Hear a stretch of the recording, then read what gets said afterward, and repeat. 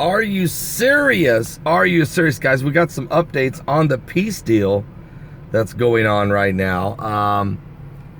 Israel has just approved construction in the West Bank to build new settlements, but guess what? To build Palestinian settlements and Israeli settlements.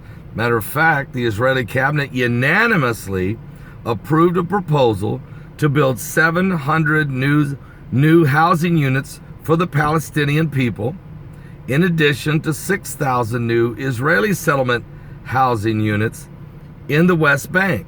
Now, Prime Minister Benjamin Netanyahu, his government, advanced the proposal late Tuesday night, according to Israeli officials who spoke on condition of anonymity to describe the closed-door meeting. But a spokesman for the Palestinian President Mahmoud Abbas responded to the development by saying the Palestinians don't need Israeli permits to build on the land that Israel is occupying. Okay, so again, Palestinians are still taking this hard line negotiating position, but they're not going to turn down the permits, and they are going to build the houses. Matter of fact, the approval appeared timed to coincide with a visit by President Donald Trump's son-in-law, Jared Kushner, who is also the White House's chief Middle East envoy.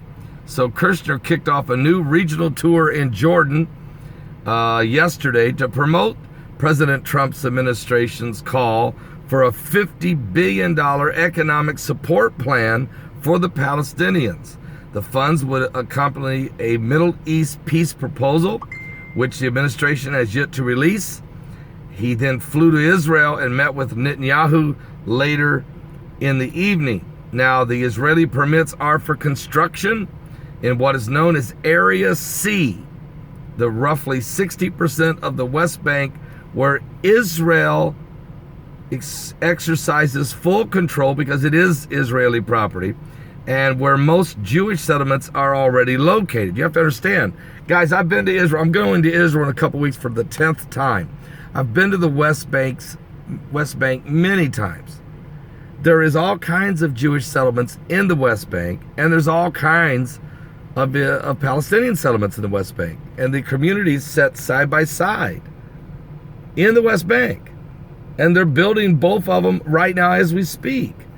It's because they plan on living together. So Trump's peace deal doesn't change anything.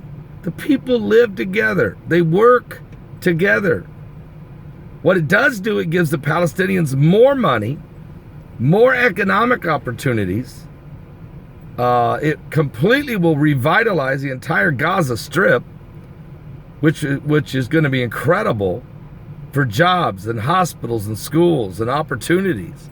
An airport in the southern, just south of the Gaza Strip. It's going to give passports to Palestinian people to go in and out of Egypt as freely as they want, and passports for the Palestinian people who live in the West Bank to go in and out of Jordan as freely as they want. I mean, this is a game changer. So it's really a no-brainer for everybody, but the hardliners, let me just say it to you this way. Mahmoud Abbas controls the Palestinians that live in the West Bank with a rod of iron. He controls all the money and just barely sends it out to the people. Same thing in Gaza. It is Hamas that controls the money that comes in and barely flicks it out to the people. Those guys will be irrelevant under a new peace deal. They'll no longer be needed. They'll be obsolete. They will lose their positions. They will no longer control the economic stranglehold they have on their own people. They've hijacked the Palestinian people. And that's why they're resisting, guys. And Trump knows it. And anybody that's been to Israel, and let me just say this, because there's a lot of guys running around in prophecy right now, trashing the Jewish people, trashing Jerusalem and the Israeli government, that's never stepped foot in Israel. They have no idea what's going on.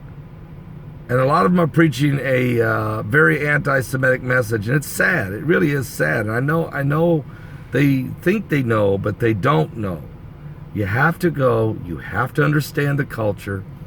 You have to walk the walk before you can talk the talk. And you got to study the Word of God, which I've been doing very, very, very religiously. So I want to encourage people to understand that we are in the last days. You cannot change Bible prophecy. There will be a deal signed at some point. And we all know the beast is coming. I don't know when. And we know that the last days are here. What we don't know is when Christ is going to come back to get his bride. And that is my job to tell you, you need to be ready. You don't want to be left behind to face the wrath of God, the judgment of God. You don't want to be here for that. Matter of fact, get saved. Give your life to Jesus. Start loving everybody.